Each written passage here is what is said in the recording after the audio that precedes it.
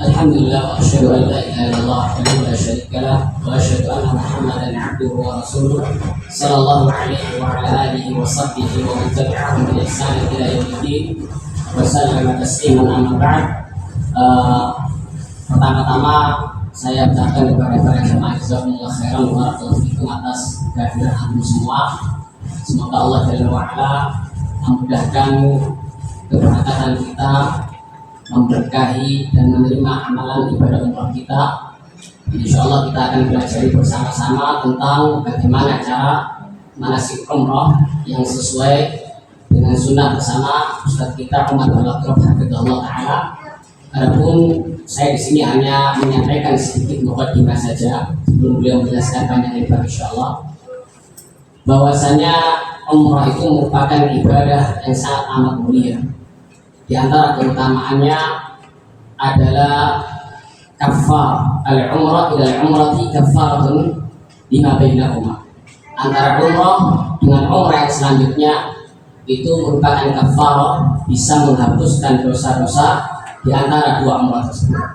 Dan juga di antara keutamaannya adalah umrah itu juga menjadi sebab menafikan al-faqr wa dzunub, kefakiran dan juga apa? Dosa-dosa kita. Intinya umrah itu merupakan ibadah yang sangat amat mulia, merupakan amal saleh. Dan itu juga bekal kita untuk menghadap Allah Subhanahu wa taala kelak di hari kiamat. Karena kita semua pasti akan menghadap Allah Rabbuna Jalla wa ala. Allah mengatakan yauma yaqumun nasu li rabbil alamin. Pada hari di mana manusia akan menghadap Allah Rabbul Alamin, Tuhan semesta alam. Maka kita butuh yang namanya bekal. Kalau kita ingin safar misalnya ke Jakarta atau keluar kota yang lainnya, maka kita butuhkan bekal. Demikian pula untuk menuju akhirat kita juga membutuhkan bekal, yaitu takwa, membutuhkan amal saleh. Allah mengatakan faman kana yarju liqa rabbih falyamal amalan salihan wa la yusyrik bi ibadati rabbih ahad. Barang siapa yang mengharapkan perjumpaan dengan Allah Subhanahu wa taala, barang siapa yang mengharapkan untuk memandang wajah Allah Subhanahu wa taala yang maha mulia, maka hendaknya dia beramal saleh dan tidak menyekutukan Allah Subhanahu wa taala dengan apapun, dengan siapapun. Baik itu malaikat, baik itu para nabi, baik itu orang saleh atau selain itu semua. Jadi amal ibadah tidak mungkin diterima, tidak mungkin sah di sisi Allah Subhanahu wa taala kecuali dengan terpenuhi dua syaratnya, yaitu ikhlas karena Allah Subhanahu wa taala. Karena Allah mengatakan innamal a'malu binniyat. Sesungguhnya amalan itu tergantung niatnya. Wa innamal likulli imrin ma nawa. Dan bagi masing-masing akan mendapatkan apa yang dia niatkan. Demikian pula Allah Subhanahu wa taala berfirman dalam hadis qudsi, ana aghna syuraka'i 'ani syirk man 'amila 'amalan asyraka fihi ma'i ghairi taraktu wa syirka. Aku tidak butuh kepada sekutu-sekutu. Barang siapa yang beramal dan dia menyekutukan aku dalam amalan tersebut, maka taraktuhu wa syirka. Aku akan tinggalkan dia dan aku akan tinggalkan kesyirikan. Tidak diterima amalnya.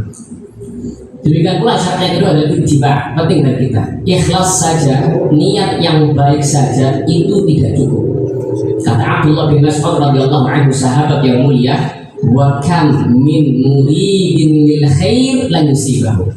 Berapa banyak orang yang niatnya baik tapi dia tidak bisa menghasilkan, meraih kebaikan tersebut.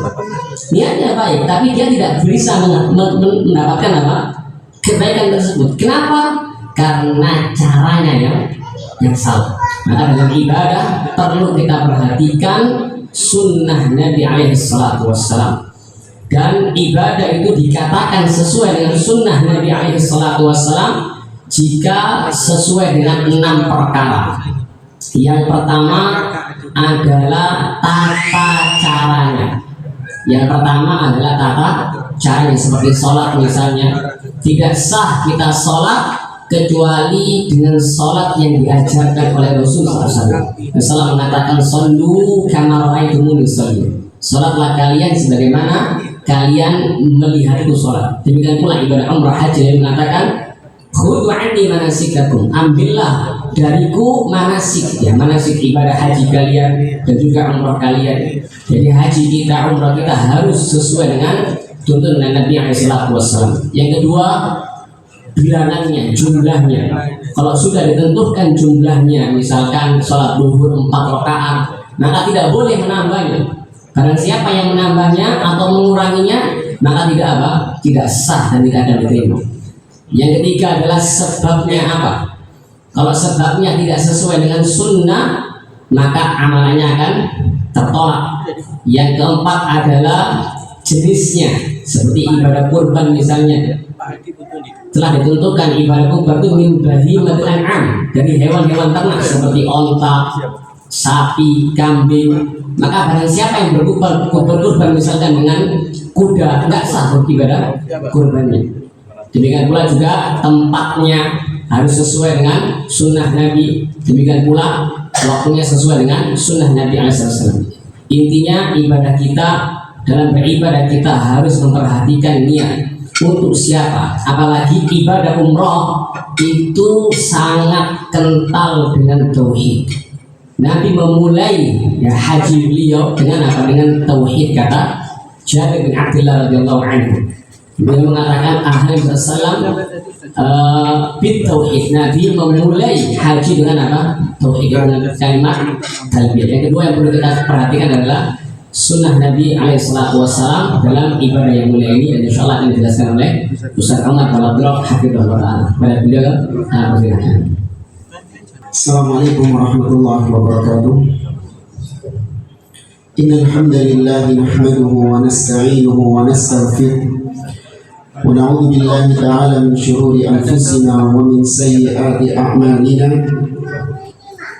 Man yahdihillahu fala mudilla lahu wa man yudlil fala hadiya lahu. Wa asyhadu an la ilaha illallah wahdahu la syarika lahu wa asyhadu anna Muhammadan abduhu wa rasuluh, amma ba'd. Para jamaah rahimani wa rahimakumullah. Alhamdulillah, segala puji bagi Allah Subhanahu wa taala yang telah melimpahkan kepada kita nikmat-nikmatnya sehingga kita dimudahkan oleh Allah Subhanahu wa taala untuk menjalankan salah satu ibadah yang agung di sisi Allah, yaitu umrah, menziarahi Baitullah Al-Haram untuk melaksanakan ibadah umrah kepada Allah Subhanahu wa taala. Telah dijelaskan tentang teknis, telah dijelaskan tentang teknis di sesi yang pertama tadi oleh Pak Hafiz, tentang keberangkatan, apa-apa yang diperbolehkan dan yang lainnya. Kemudian juga telah dijelaskan tentang syarat diterimanya ibadah, yaitu kita harus terus mengikhlaskan ibadah umrah semuanya, bukan cuma umrah saja. Cuma karena ini umrah, kita tekankan untuk terus ikhlas kepada Allah. Ya, ikhlas artinya memurnikan.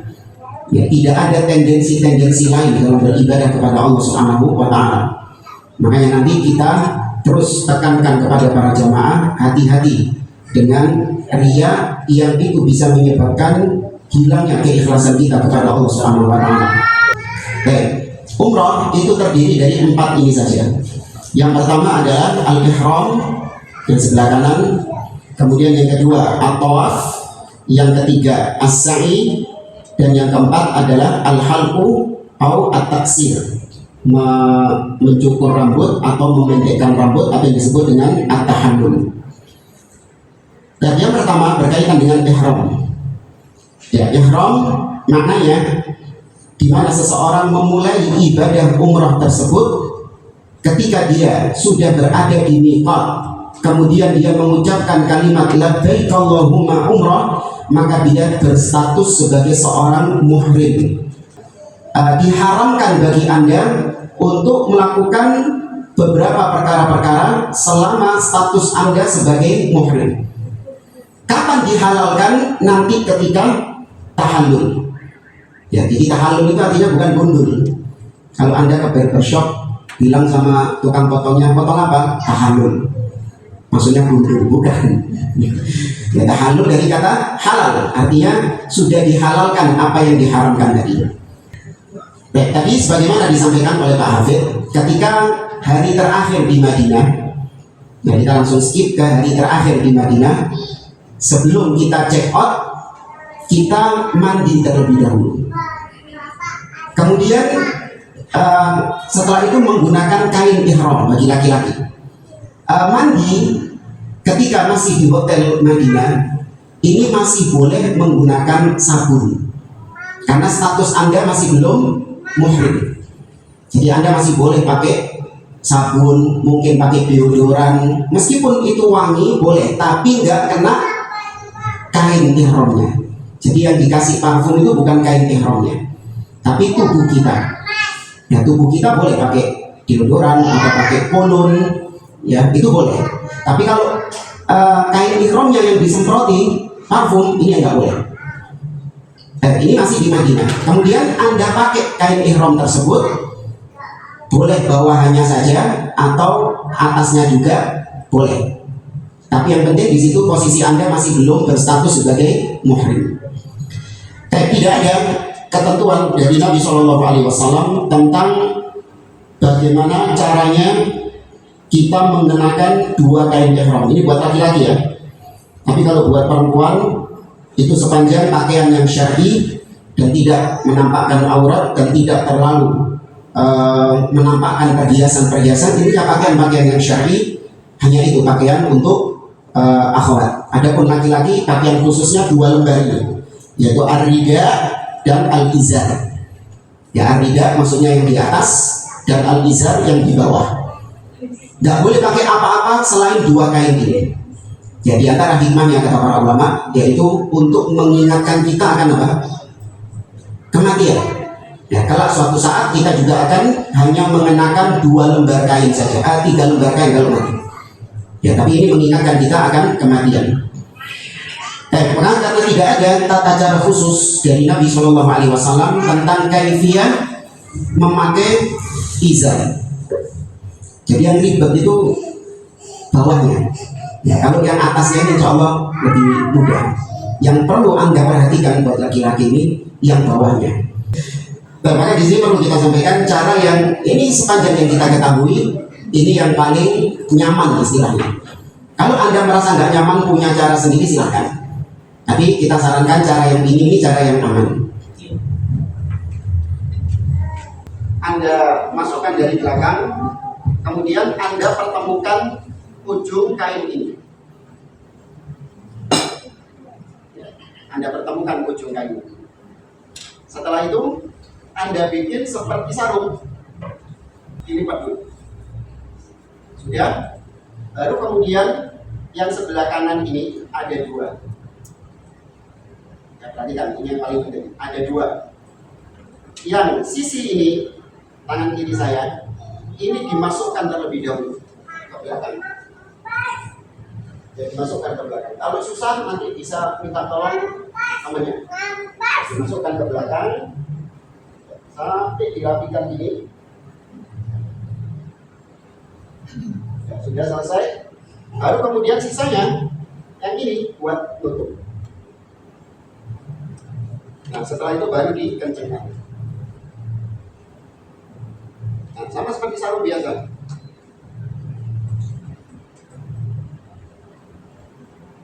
Nah, ini insya Allah kuat. Dan juga ruang ininya lebih, ya ruang geraknya lebih nyaman. Ini mau ditarik-tarik buat pegangan nanti yang bawa istri gitu. Nah, pegang ini ya. Ya nanti suaminya enggak tarik mana-mana.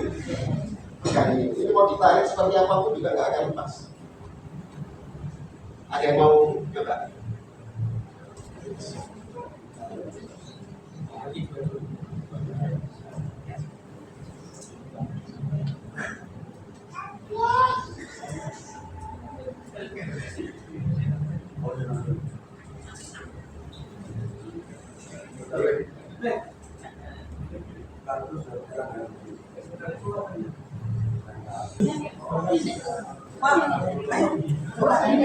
Ini tak siap.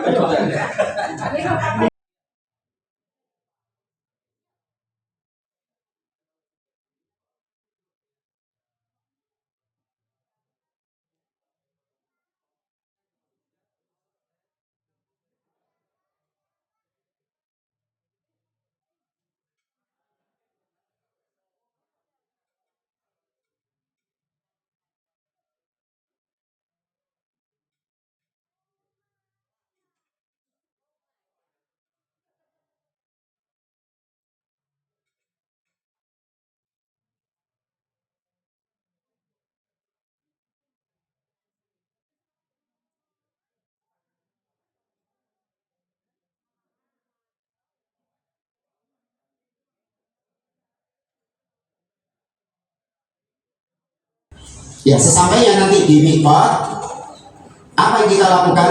Yang kita lakukan kalau memang masuk waktu sholat, kita sholat di masjid miqat itu. Ya, masjid miqat, kalau dulu namanya Dzul Hulaifah. Kalau pas waktu sholat kita sholat di situ, maka kalau tidak boleh. Yang sholat sunnah, mau sholat sunnah mutlak, silakan.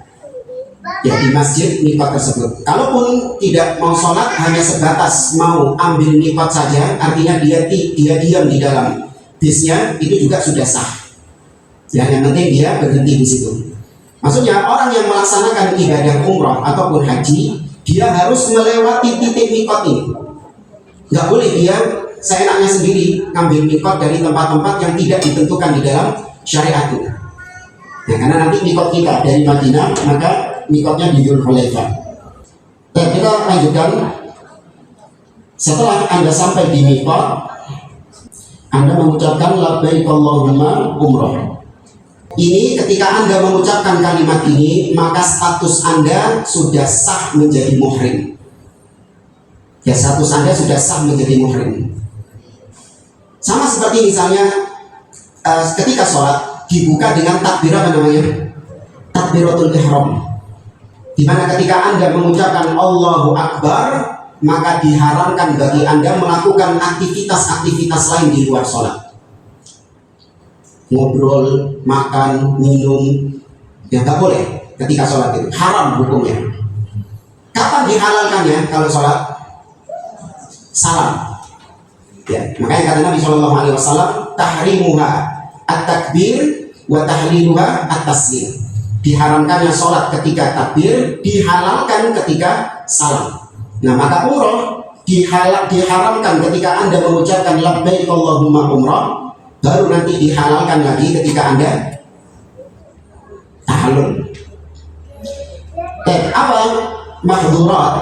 Ya, larangan-larangan ketika ihram. Di sini disebutkan ada 10. Mengenakan pakaian yang membentuk anggota tubuh. Ya, seperti celana dari gamis atau kaos, ya, dan celana dalam dan yang lainnya, itu nggak boleh.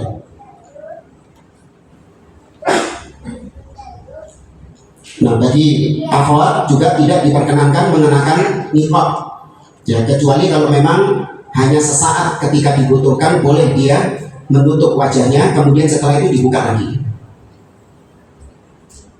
Sarung tangan juga demikian.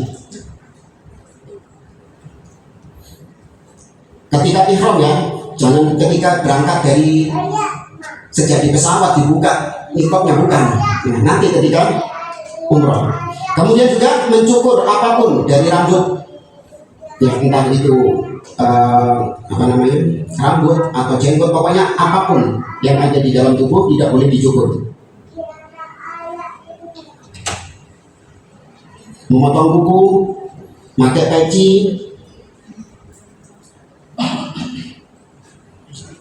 nah, pakai wewangian. Nah, wewangian ini baru dilarang ketika kapan?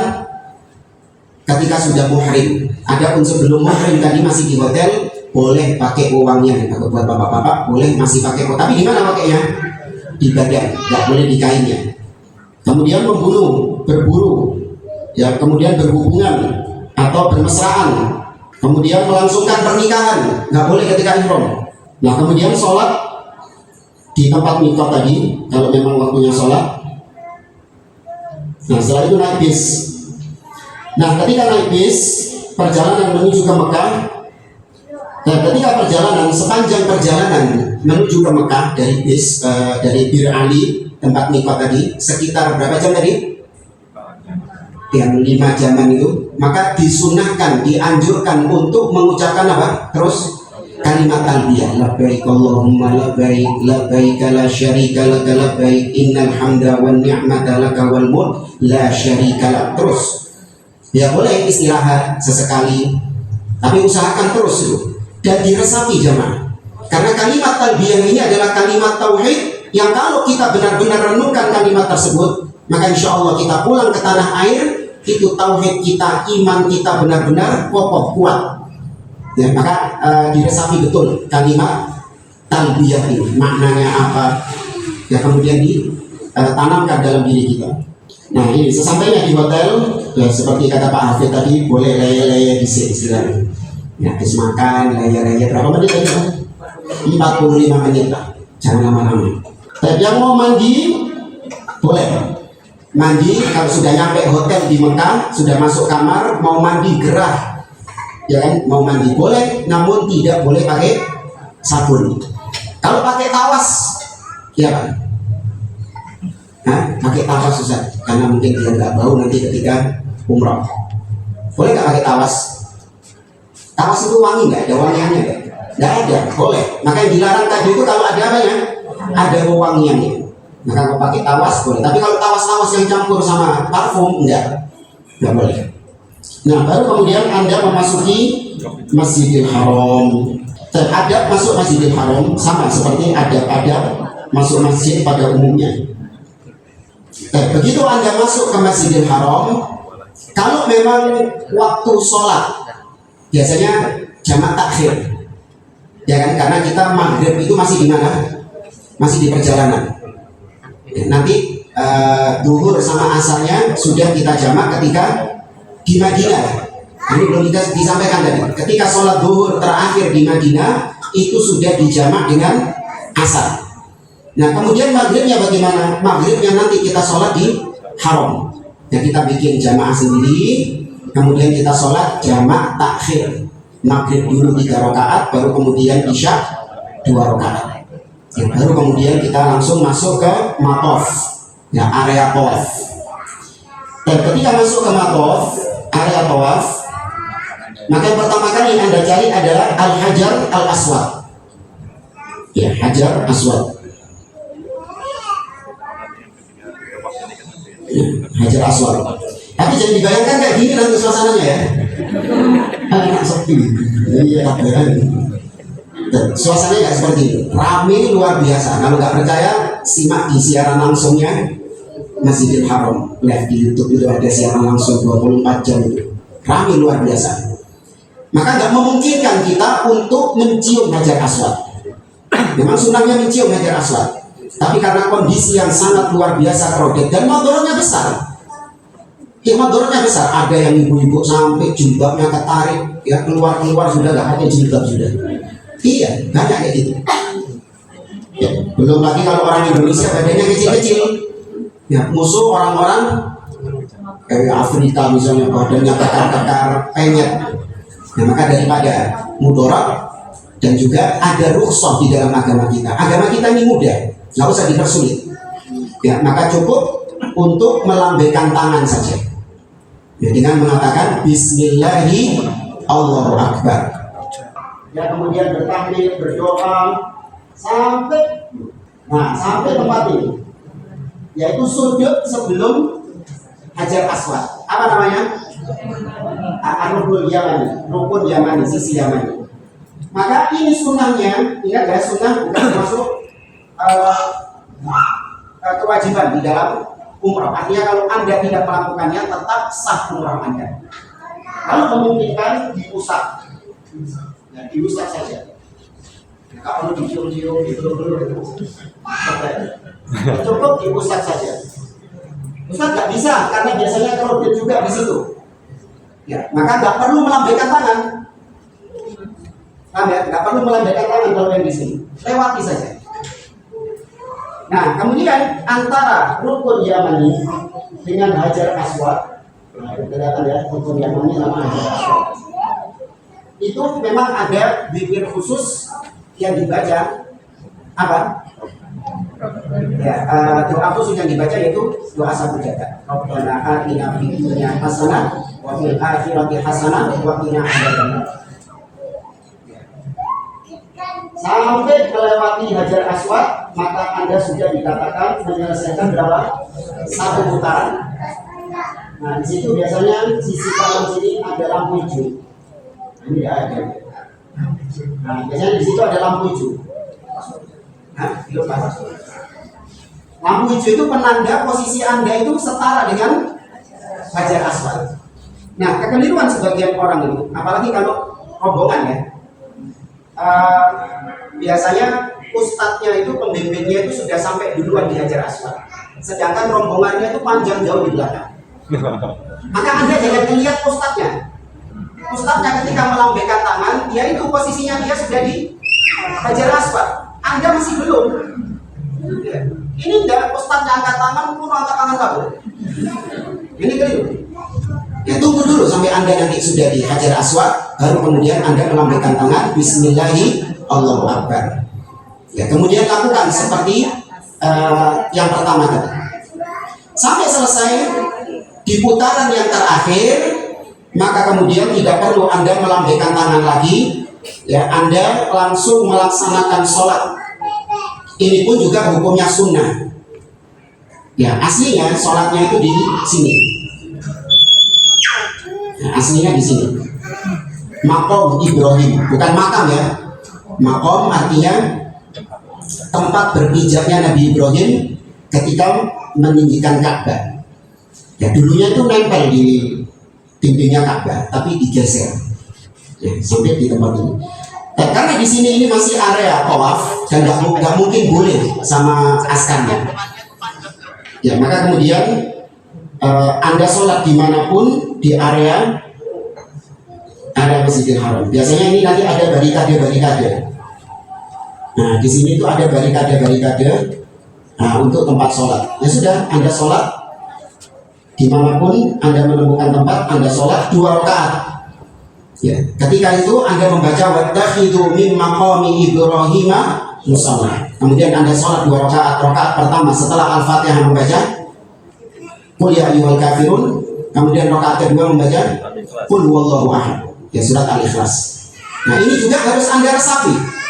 Karena 2 surat ini, Qul ya ayyuhal kafirun dan Qul huwallahu ahad, itu erat kaitannya dengan apa? Tauhid. Ya, dengan tauhid. Maka sekali lagi perjalanan kita ini mulai awal sampai akhir itu perjalanan tauhid. Betul-betul kita digembleng untuk senantiasa beribadah ikhlas hanya kepada Allah, tidak menyekutukan Allah dengan sesuatu apapun. Maka aneh kalau ada orang-orang yang pulang haji atau pulang umroh tapi malah berbuat syirik kepada Allah Azza wa Jalla. Ini dipertanyakan umrohnya, dipertanyakan hajinya.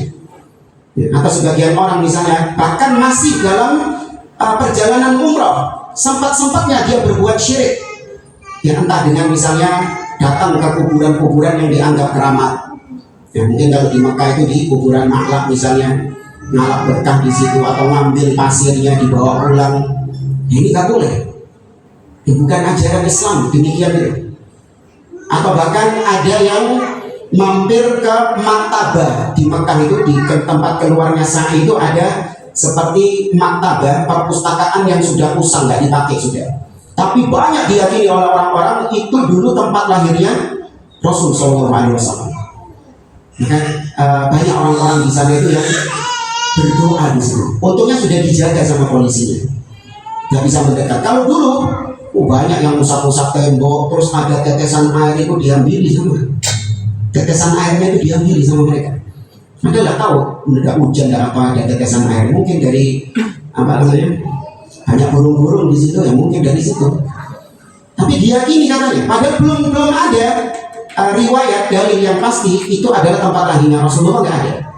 Kalaupun benar itu tempat lahirnya Rasulullah, maka tidak ada keistimewaan apapun dari tempat itu. Ya, namun banyak di antara sebagian orang mereka menganggap berdoa di situ lebih mustajab, padahal Ka'bah di belakangnya jangan. Iya, jadi bangunannya di sana, Ka'bahnya itu pas di belakangnya, tapi dia membelakangi Ka'bah demi untuk menghadap bangunan. Ini yang kita tidak harapkan dan kita terus membimbing jamaah untuk terus menjaga tauhidnya. Dan setelah selesai 2 rakaat, maka kemudian Anda lanjut ke sa'i. Ya boleh kalau ada yang mau minum zam-zam, yang disunahkan untuk minum zam-zam sedikit saja, gak usah banyak-banyak nanti daripada yang berser misalnya sedikit, kemudian dituangkan ke atas kepala. Ini juga nggak perlu sampai lebay sampai basah kuyup, enggak. Nah, cukup dituangkan sedikit saja di atas kepala. Dan kita lanjutkan ke sa'i. Ya, ketika perjalanan menuju ke sa'i, maka disunahkan juga untuk membaca firman Allah Subhanahu wa taala, "Innas safa wal marwata min sya'airillah." Kemudian juga datang riwayat ketika memulai sa'i di Bukit Sofa mengucapkan abda'u bima bada Allahu bih. Kita biasanya ini ada tempat masuknya di sini. Kita masuknya dari sini, kemudian kita naik. Nah ini tiangnya ini benar. Sesampai di sini, naik di Bukit Sofa, maka Anda menghadapkan diri ke Ka'bah, Ka'bahnya ke arah sana. Anda menghadapkan diri ke Ka'bah, kemudian Anda bertakbir 3 kali. Allahu Akbar, Allahu Akbar, Allahu Akbar. La ilaha illallah wahdah, la syarikalah, lahul mulku wa lahul hamdu, wa huwa ala kulli syai'in qadir. La ilaha illallah wahdah, anjaza wa'dah, wa nasara abdah, wa hazamal ahzaba wahdah. Selesai berzikir ini kemudian Anda berdoa. Berdoa minta apapun. Ya, minta dikasih sehat, ditambah rizkinya, ditambah istri.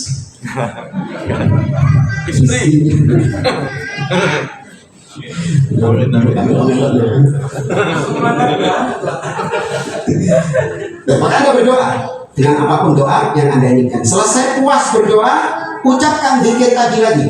Allahu Akbar, Allahu Akbar, Allahu Akbar. La ilaha illallah wahda la syarikalah, lahul mulku wa lahul hamdu wa huwa ala kulli syai'in qadir. La ilaha illallah wahda anjaza wa'da wa nasara 'abda wa hazama al-ahzaba wahda.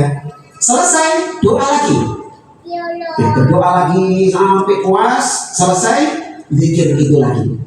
Jadi 3 kali zikir, di sela-selanya ada doa. Ya, selesai berzikir, baru kemudian Anda turun. Ya, Anda turun menuju ke Bukit Marwah. Nah, di sini ada trek hijau. Baik yang sisi menuju Sofa dan sisi yang menuju Marwah. Trek hijau ini juga amalan sunnah. Atau sebelumnya, ketika Anda berjalan dari Sofa ke Marwah, itu juga tidak ada zikir-zikir khusus. Sama seperti tawaf, bebas. Anda mau berzikir, Anda mau berdoa, Anda mau baca Quran, terserah. Yang penting basahi lisan kita dengan berzikir. Ya jangan ngobrol, apalagi ngibain orang misalnya. Itu kok mulu, ya jangan.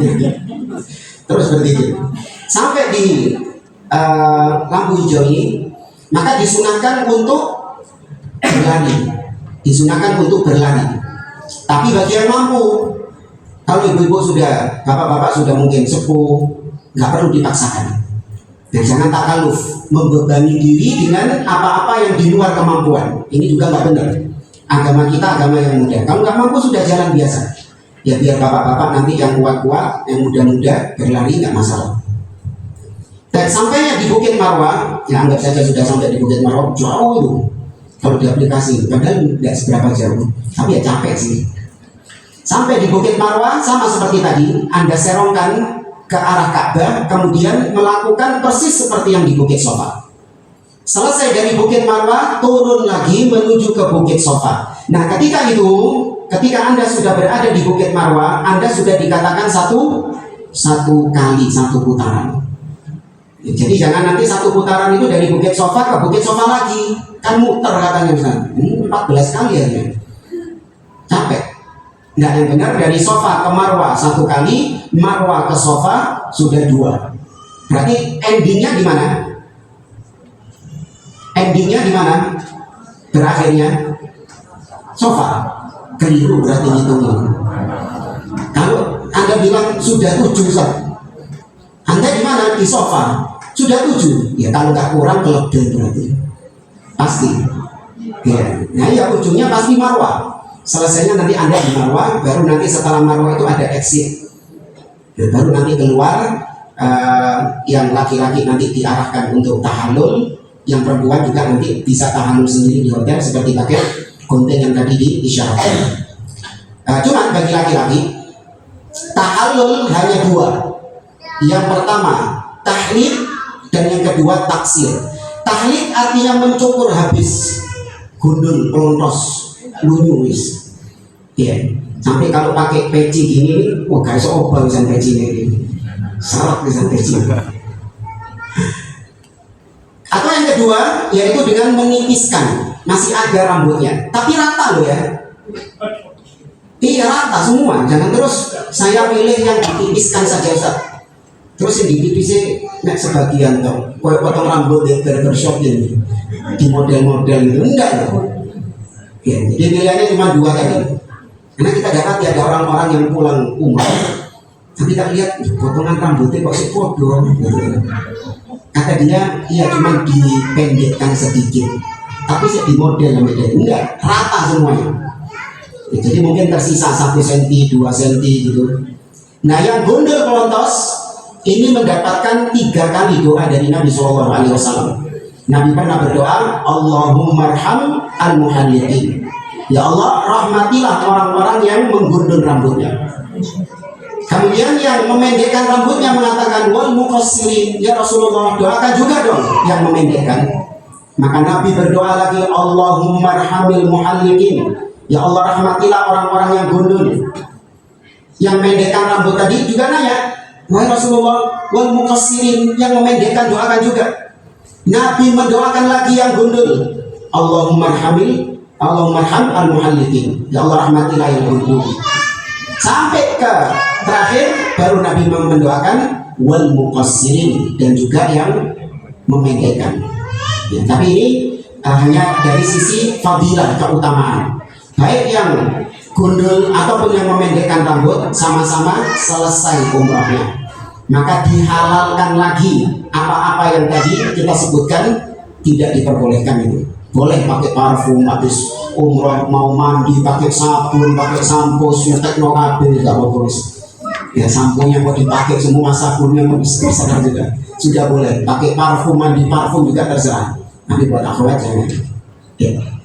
Jadi sekilas tentang manasik umrah.